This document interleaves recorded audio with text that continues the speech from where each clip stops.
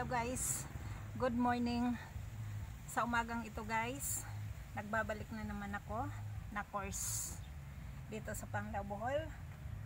At ang video na ipapakita ko sa inyo ngayon guys is yung mga video na natutunan namin bilang Philippine Army Reservist personnel. Ano-ano ba ang mga training na naatinan namin, na nararanasan namin upang kami ay matuto at alam namin ang gagawin pagdating ng araw.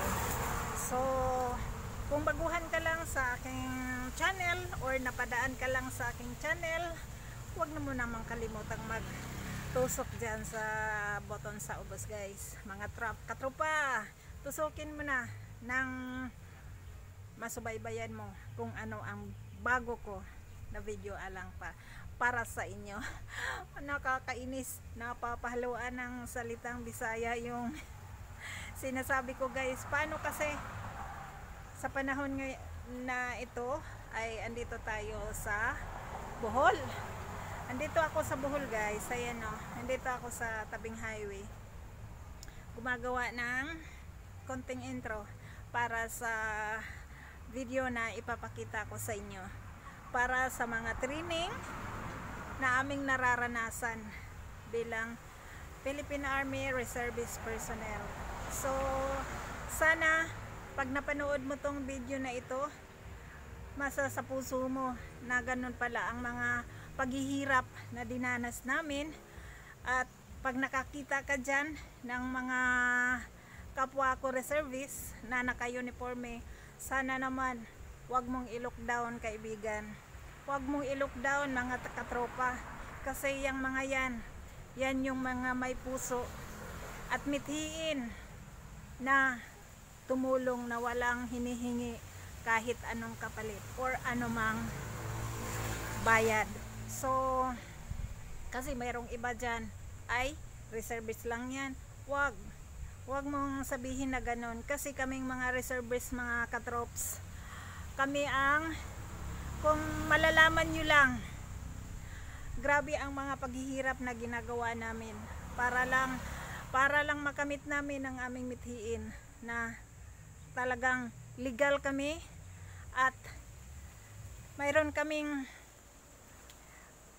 katungkulan na talaga na kumbaga legal kami na tutulong sa inyo. Kasi nung time na kami na-graduate, para malaman nyo, is belong na kami sa Philippine Army kasi mayroon kaming serial number at yun ay lifetime. So muli sasabihin ko sa inyo, pag nakakita kayo or mga may kapitbahay kayo dyan nga naka-uniforme ng 7 colors at nalaman yung reservist personnel at nakita nyong nagsusuot ng uniforme kasi nga magre-report sa kampo, huwag nyo namang mailitin mga katropa, kasi yung mga yan sa sinasabi ko na yan yung mga nagbuwis ng buhay, mga nagsakripisyo para matulungan kayo na walang hinihingi kahit anong kapalit. So tara, panoorin nyo ang video na ipapakita ko sa inyo para maisapuso nyo at masaisip at ma-realize nyo ano-ano ba ang mga paghihirap na dinanas namin upang matutunan namin kung paano ang dapat naming gampanan pagdating ng panahon. So tara!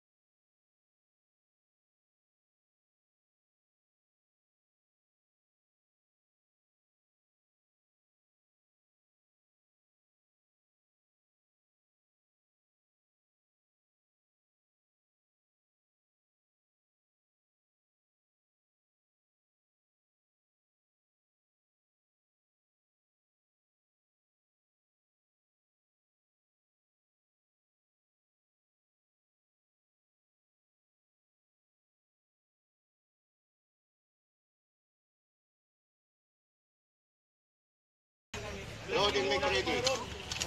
Paka. Ibig sabihin. Okay, take your time. Hindi, bahala kayo. Kung ready na, bahala kayo putok. Take your time. Kina, bahala kayo putok. Balik.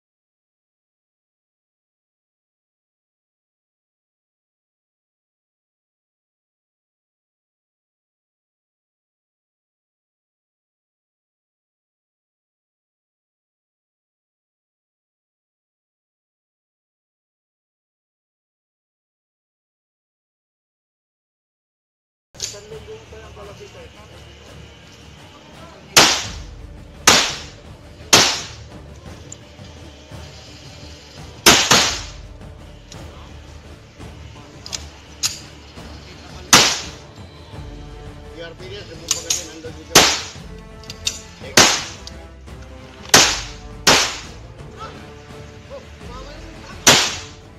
Press!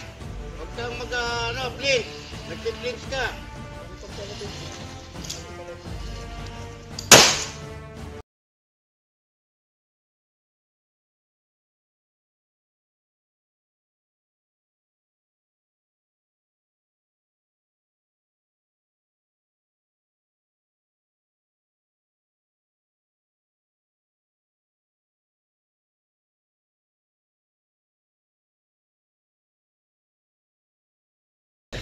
Wala ka sa pulso ngayon, oh.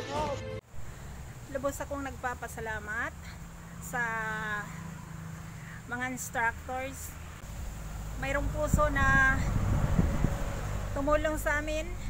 Sila yung mga instructors, guys. At ang tahanan ng mga reservists sa Tansa, 402nd, CDC. Thank you sa lahat na walang sawang magsubaybay o maggabay sa amin bilang mga reservists. Napakadami namin guys, kung akala nyo lang, napakadami namin. Sa buong pamilya nga, kung marami kayo, ang hirap nang dalhin. How much more sa CDC na ito? Napakarami namin.